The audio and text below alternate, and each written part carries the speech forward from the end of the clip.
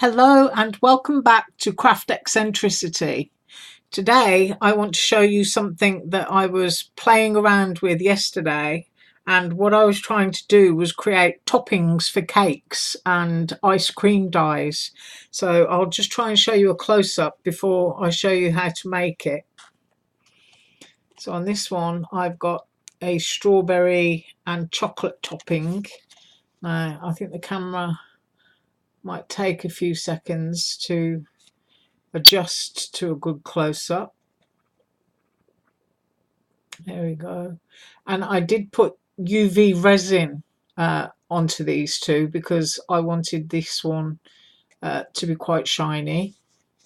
Made it into a tag, used gold foil on the bottom, sweet wishes, and used gold foil on the little cherries on the top. And I also used what I made to make the choc chips in the ice cream.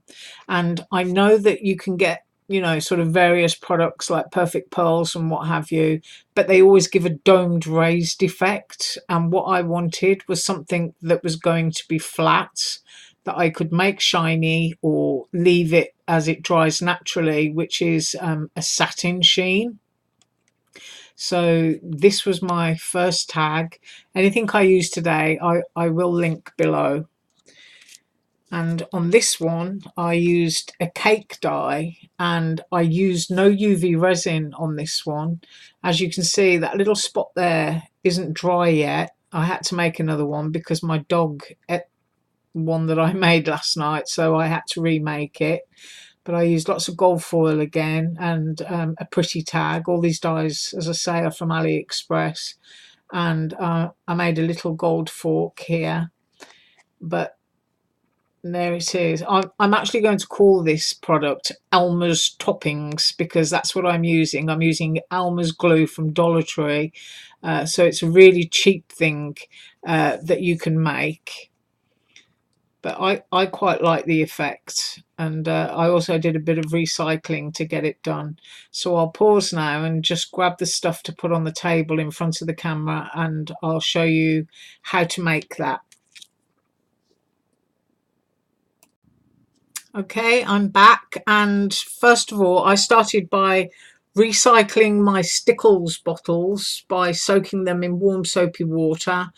I removed the little tips inside there, the little caps, using some tweezers, and they came out quite easily. And I just washed and used a little cotton bud to get into any crevices that I couldn't reach. But the colours that I made were chocolate, caramel, and strawberry, or I guess you could use it as a raspberry. But if you've got any hot dog dyes, this could also be mustard and ketchup. So these are the three colours that I made, and I will show you what I used. I used a measuring cup, a stirring stick, and for the chocolate I used Walnut Ink Crystals. For the strawberry, I used Bruschos, and you have to excuse my box. It's well loved, and it's used an awful lot. So the caps are usually quite dirty, but in here. And the colour that I used was Brilliant Red.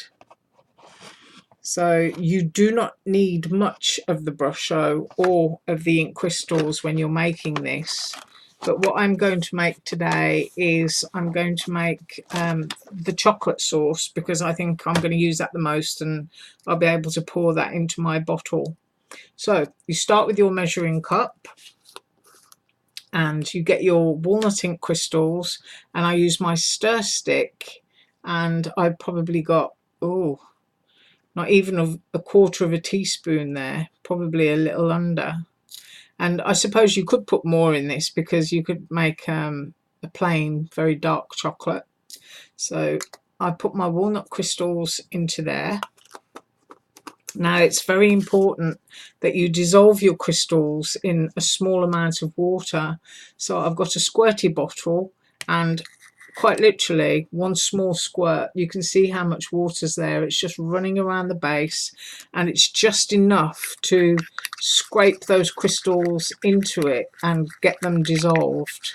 You don't want to put any lumps into glue because they won't really absorb into glue as well as they will melt and dissolve and absorb into water. So there we are, that tiny little amount in the bottom of the cup there. And then you use as much Elmer's glue as you want to. So I'm going to squirt into there just a little bit, just enough to fill my chocolate sauce bottle back up. And then all you have to do is stir it, and it's as easy as that. Just takes a few seconds to stir it, and there it is. That's my chocolate sauce. But I'm going to show you how it comes out of the bottle and onto paper. So I've got a scrap of cardstock here, and I'll take the chocolate sauce first, and I'll show you how easy it is to use this so that you can make wave designs if you want to, like that. And it will completely flatten out, and it does dry with a satin finish. And then of course you can make a straight line if you want to. And this is the caramel. I'll just do a wavy line there. And this one is the strawberry, as you can see. These little caps, as I say, I used a pair of tweezers to pull them out, and that one is my strawberry raspberry, or ketchup if I ever need it to be. And if you use a sharp stick, which I don't have at the desk at the moment, I'm just going to grab one.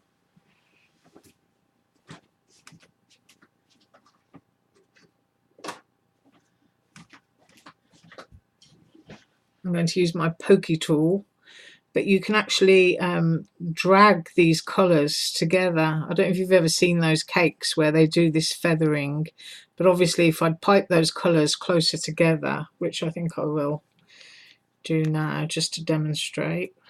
If I go along here with caramel, a bit more up there. I've put some strawberry in as well. So if you're doing cupcakes and ice creams and things like that, sort of die cuts, you could get some really nice realistic sort of effects.